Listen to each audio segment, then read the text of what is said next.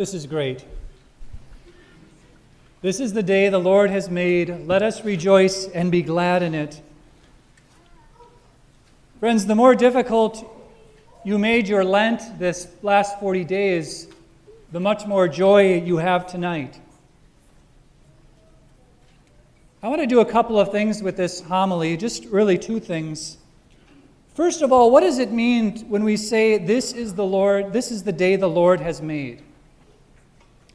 We heard in our first book of Genesis the 6 days of creation, and on the seventh day, God rested. Normally, our concept of the week is that, what's the last day? Sunday, right? That's kind of what we think of. And what's the first day of the week? We say, well, it's Monday. But in the first century, that wasn't so. The first day of the week was actually Sunday. The seventh day was Saturday. All right? Jews today still celebrate the Sabbath on Saturday. So if the Saturday is the Jewish Sabbath, and that's the day of rest, that makes that what day? The seventh. Right? Does that make sense? So God created in 6 days, Sunday to Friday. On the seventh day, God rested Saturday. That is still the Jewish Sabbath.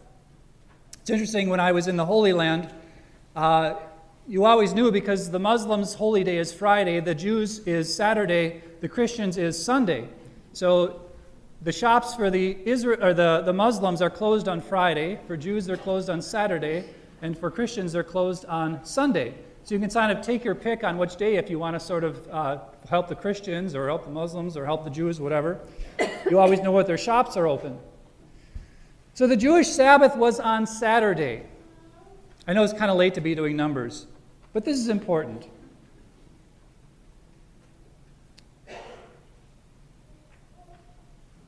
If the Sabbath is on Saturday, and that's the seventh day, and we proclaim today is the day that the Lord has made, what day has the Lord made?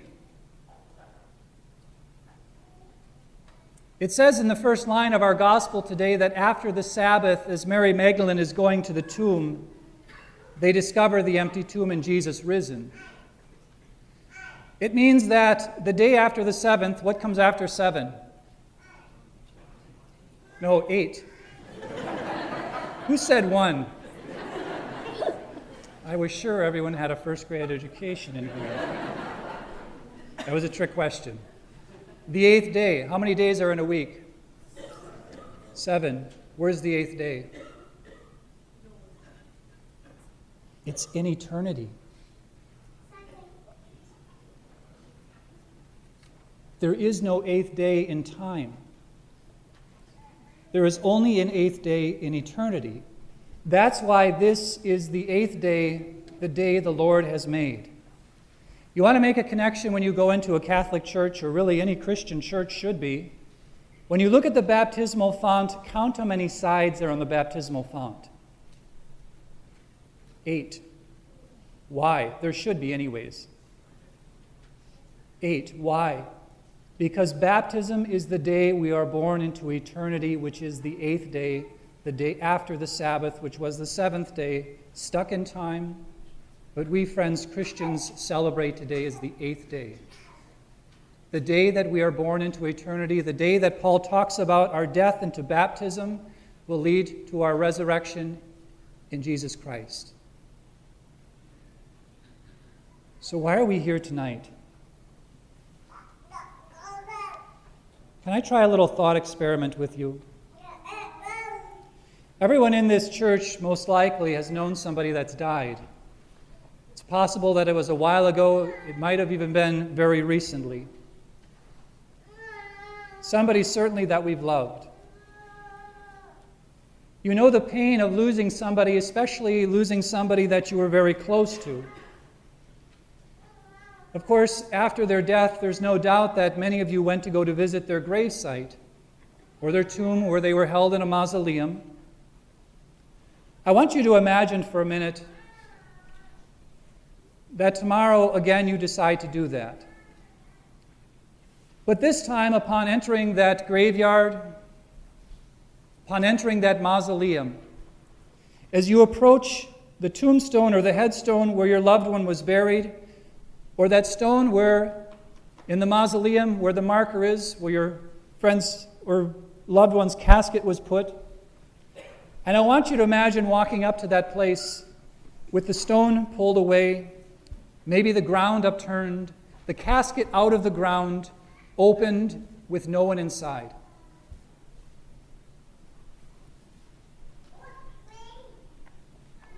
What would you say? How would you react? Disbelief? Incredulity?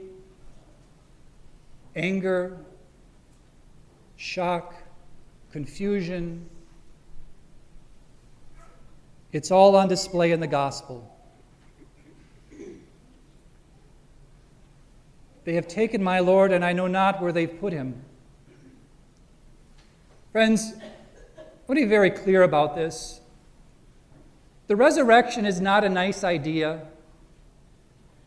Jesus did not rise in our hearts. The resurrection is a reality.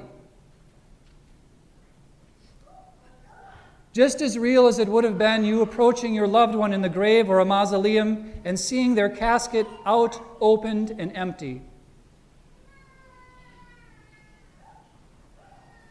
The resurrection is a reality, and that's why we're gathered here today. It's so real, in fact, that it turned the entire history of the universe around.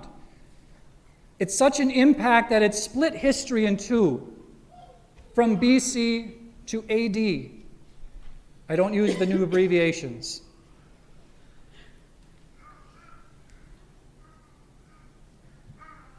And I hope it means that for you too. The apostles, dejected on Good Friday, fearing that they had abandoned the Lord and had no opportunity for forgiveness because they allowed him to be crucified on a tree, on the cross.